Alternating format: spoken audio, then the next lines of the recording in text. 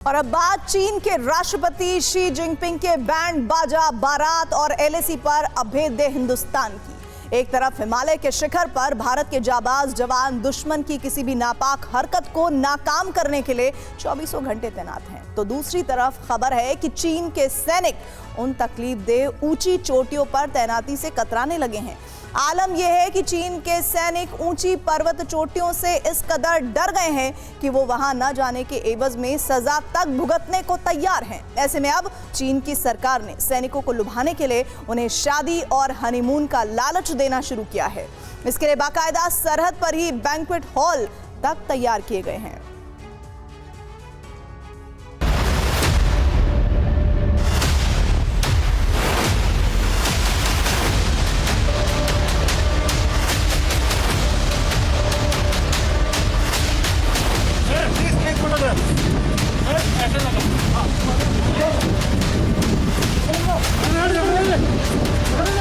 चीन के लिए कि उसका सैनिक हाई ऑल्टीट्यूड एरिया में ना रहने को तैयार है और ना ही लड़ाई लड़ने को तैयार है। चीन की सेना लगातार अपने चालबाजियों के लिए नए नए कीर्तिमान स्टेब्लिश कर चुकी है, लेकिन अब चीन की सेना ने अपने ही सोल्जर्स को प्रलोभन देकर उनके साथ भी चालबाजी की है।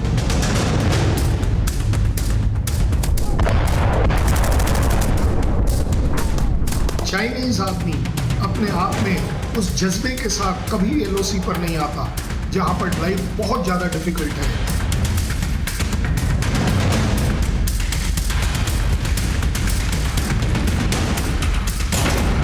शी जिनपिंग की सेना खौफ में है। जिन सैनिकों के बूते चीन पड़ोसी देशों की जमीन हड़पने का इरादा रखता है,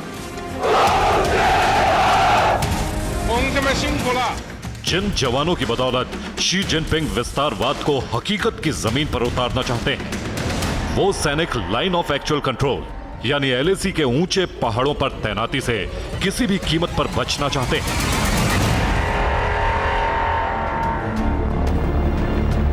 सवाल यह कि चीन की सेना में इस डर की वजह क्या है? क्या एलएसी पर भारत की तैयारी से चीन की सेना पीएलए में खलबली है? क्या गलवान में भारतीय बलवानों से पिटने के बाद चीन के सैनिक डर गए हैं? क्या शी जिनपिंग की सेना में पहाड़ की ऊंची चोटियों पर टिकने की ताकत ही नहीं है?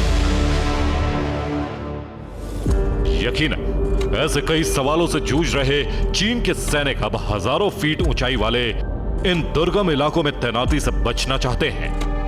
यही वजह है कि अब चीन की कम्युनिस्ट सरकार अपने सैनिकों को एलएसी पर हाई एल्टीट्यूड एरिया में तैनाती के एवज में लुभावने ऑफर दे रही है।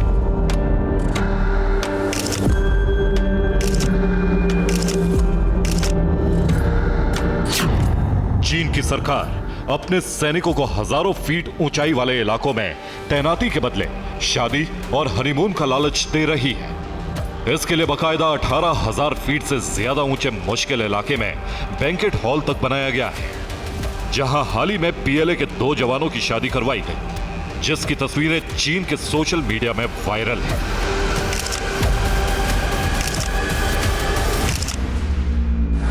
वैसे तो चीन की सेना लगातार अपने चालबाजियों के लिए नए नए कीर्तिमान स्टेब्लिश कर चुकी है, लेकिन अब चीन की सेना ने अपने ही सोल्जर्स को प्रलोभन देकर उनके साथ भी चालबाजी की है। चीन की सेना ने अपने एरिया में यानी अपने सोल्जर्स को हाई एल्टीट्यूड एरिया के अंदर डिप्लॉय करने के लिए शादी और हनीमून जैसे बड़े प्रलोभन दिए हैं। दरअसल चीन के सैनिक लगातार हाई एल्टीट्यूड एरिया से भाग रहे हैं, यहां तक कि नौकरियां छोड़कर वो पनिशमेंट पोस्टिंग भी झेलने के लिए तैयार हैं। लेकिन अब चीन की सेना ने उनकी शादियां इन्हीं पोस्टों पर करानी शुरू कर दी हैं, जिनकी हाइट करीबन 18,000 फीट से ऊंची है, और यहां पर उनकी दुल्हनों को ले जाकर बैंक्वेट हॉल तैयार कर उनकी शादियां कराई जा रही हैं। यहां तक कि उनको इसके लिए वजीफे भी दिए जा रहे हैं।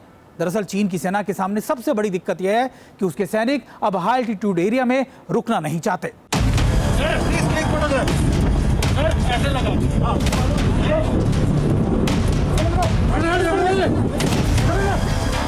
जून 2020 के इस दृश्य को कौन भूल सकता है, जब एलएसी के करीब गलवान में चीन के घुसपैठिए सैनिकों को भारतीय शूरवीरों ने ऐसा सबक सिखाया कि इसका डर शी जिनपिंग के सैनिकों के दिलो दिमाग में हमेशा हमेशा के लिए बैठ गया।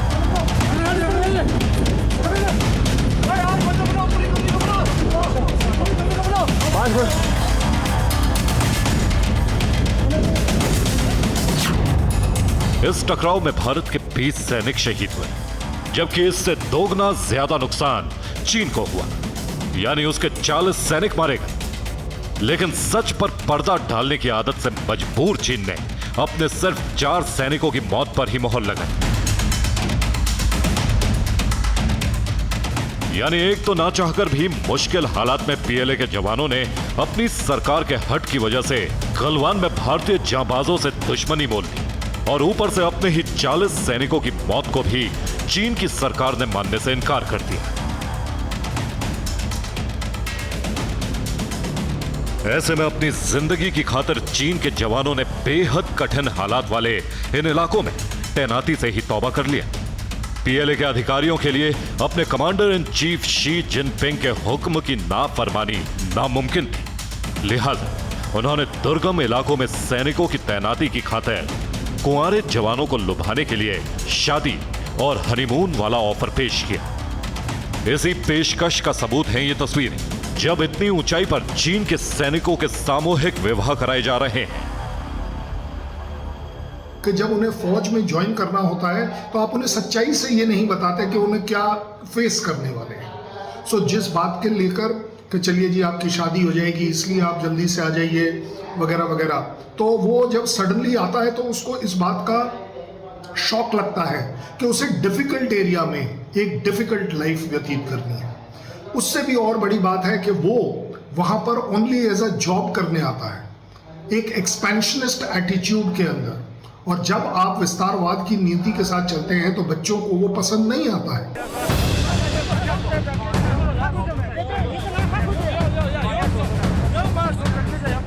2020 में भारतीय सेना से उलझकर चीन ने ऐसी गलती कर दी कि उसे एलएसी पर सैनिकों की तैनाती के बदले खजाना खाली करना पड़ रहा है।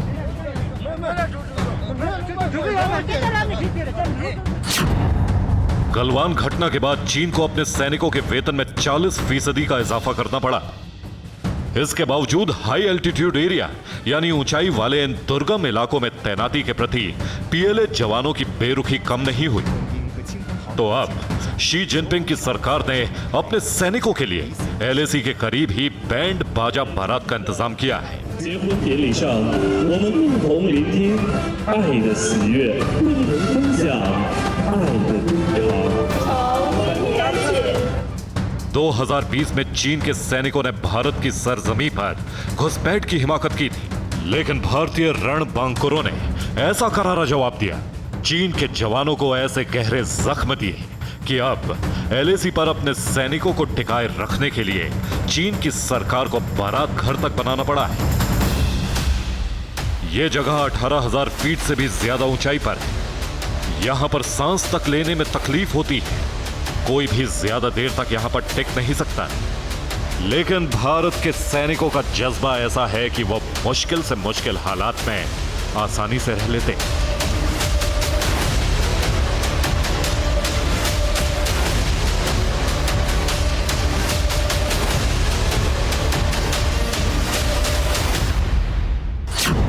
ऐसे में एलएसी के वेस्टर्न सेक्टर और सेंट्रल सेक्टर पर भारत के करीब 60,000 जवान दिन रात दुश्मन पर पैनी निगाह बनाए हुए हैं, जबकि चीन को इस इंतजाम के लिए अपने सैनिकों की शादी कराने की जिम्मेदारी भी उठानी पड़ रही है।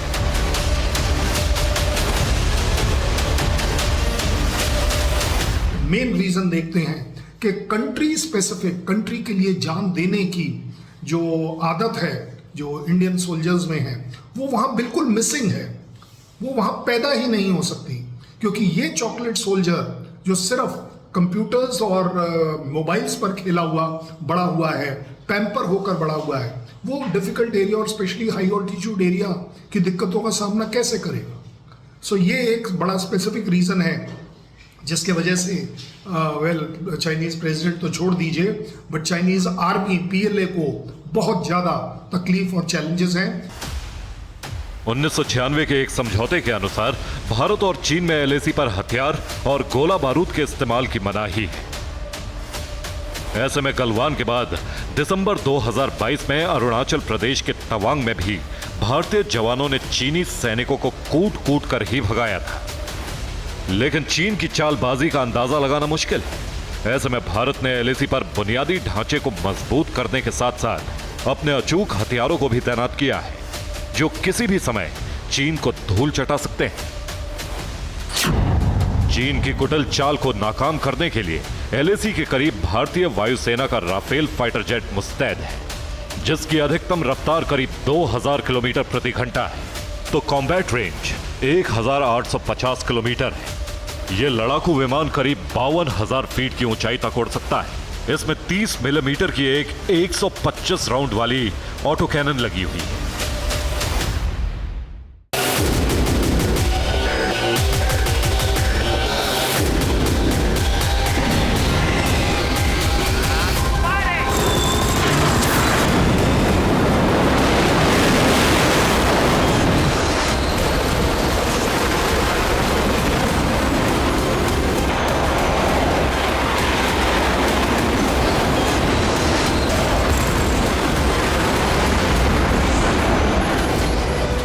चीन की किसी भी हरकत को नाकाम करने के लिए राफेल समेत ऐसे 15 देसी विदेशी ब्रह्मास्त्र एलएसी के करीब तैनात हैं। इनमें भारत का एक और दमदार फाइटर जेट है, सुखोई 30 MKI। वायुसेना के पास ऐसे 272 विमान मौजूद हैं।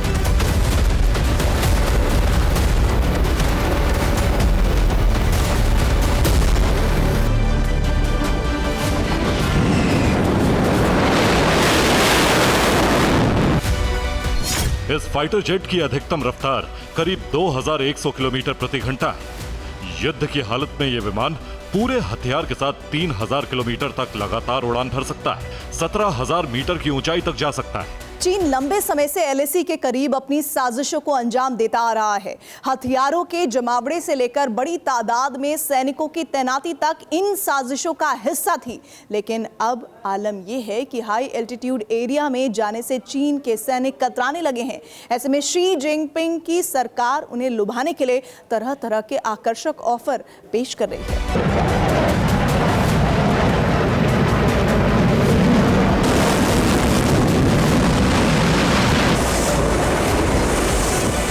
ऊंचे इलाकों में युद्ध लड़ने में भारत को महारत हासिल है, जबकि ऐसे इलाकों में जंग चीन के सैनिकों की सबसे कमजोर कड़ी है। इस वजह से भी पीएलए के जवान इस मुश्किल भरी तैनाती से दूर रहना पसंद करते हैं।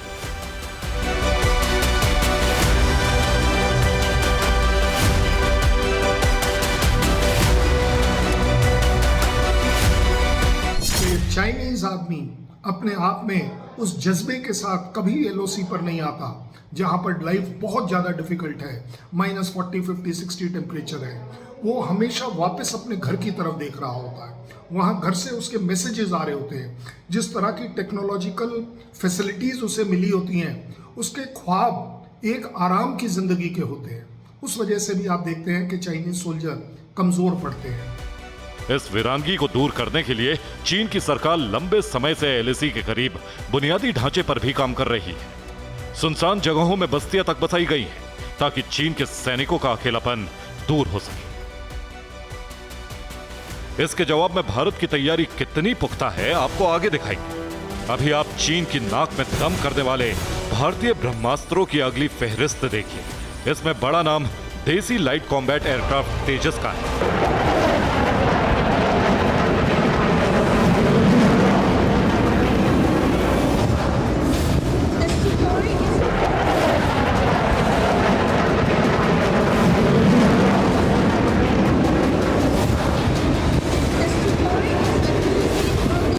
छोटी लड़ाई के लिए घातक इस फाइटर जेट की रेंज 400 किलोमीटर से थोड़ी सी ज्यादा है। इसकी स्पीड करीब 2000 किलोमीटर प्रति घंटा है, तो रेंज 1850 किलोमीटर है और कॉम्बैट रेंज 500 किलोमीटर।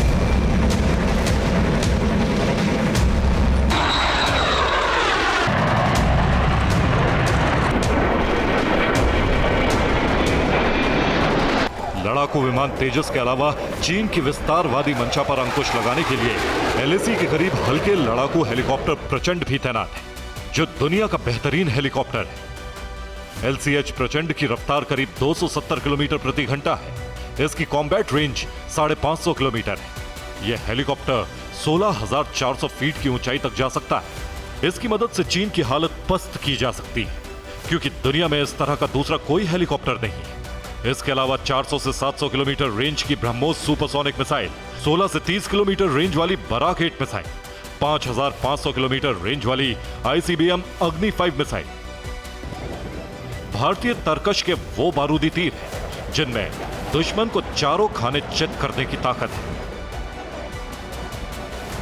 आलम यह है कि चीन भी भारतीय मिसाइल अग्नि 5 की ताकत का लोहा मानता है।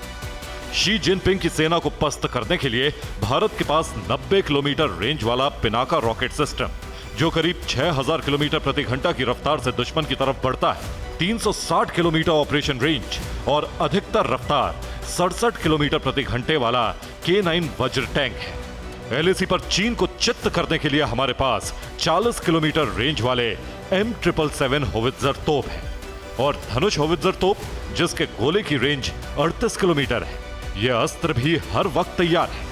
LAC के करीब चीन के इंफ्रास्ट्रक्चर को मात देने के लिए बीते कुछ सालों में भारत ने जबरदस्त काम किया है। पिछले साल ही बॉर्डर रोड ऑर्गेनाइजेशन ने ऐलान किया है कि सिर्फ 3 से 4 साल में हम बुनियादी ढांचे के लिहाज से चीन को पूरी तरह से पछाड़ देंगे। बॉर्डर रोड ऑर्गेनाइजेशन यानी BRO के अनुसार भारत ने चीन बॉर्डर के करीब सिर्फ 3 साल में 295 रोड प्रोजेक्ट तैयार किए हैं। LAC के करीब तैयार करीब 300 सड़क परियोजनाओं पर भारत ने 8,000 करोड़ रुपए खर्च किए। 24 सितंबर की रिपोर्ट के अनुसार BRO ने अगले 4 महीनों में 60 और प्रोजेक्ट तैयार करने का लक्ष्य रखा था। बीते कुछ सालों में भारत ने LAC के पास बड़ी तादाद में सड़कें, पुल, सुरंग और एयरफील्ड बनाए। लद्दाख में 10,000 फीट की ऊंचाई पर स्थित लेह एयरबेस पर दूसरे रनवे का काम जारी है, तो हिमाचल प्रदेश की स्पीति घाटी से लेह लद्दाख तक डबल लेन की सड़क बन रही है। हिमाचल प्रदेश में ही दुनिया की सबसे ऊंची शिंगला टनल का काम भी जल्द शुरू होने वाला है। इसी साल मार्च में प्रधानमंत्री नरेंद्र मोदी ने अरुणाचल प्रदेश में दुनिया की सबसे ऊंची 13,000 फीट की ऊंचाई पर बनी सेला टनल का उद्घाटन किया। तो सितंबर 2023 में अरुणाचल प्रदेश में ही बलीपारा चारद्वार त्वांग मार्ग पर बनी नेचीफू सुरंग का शुभारंभ हुआ। इससे पहले जनवरी 2023 में अरुणाचल प्रदेश की सियाम नदी पर बने स्टील ब्रिज का भी उद्घाटन किया जा चुका है। चीन की हेकड़ी पर लगाम लगाने के लिए अरुणाचल प्रदेश के तवांग में 522 करोड़ रुपए की लागत से 5.2 किलोमीटर लंबी रोपवे परियोजना पर भी काम जारी है। LAC के करीब चीन ने गुपचुप तरीके से अनगिनत बस्तियां बनाई हैं। ऐसे में अब भारत सरकार भी LAC के करीब 3,000 गांवों के विकास पर करीब 5,000 करोड़ रुपए खर्च कर रही है। जाहिर है चीन चाहे लाख तिकड़म कर ले, उसकी हर चालबाजी का जवाब देने के लिए भारत हर पल पूरी तरह तैयार है। Bureau report, TV9 Bharatvarsh.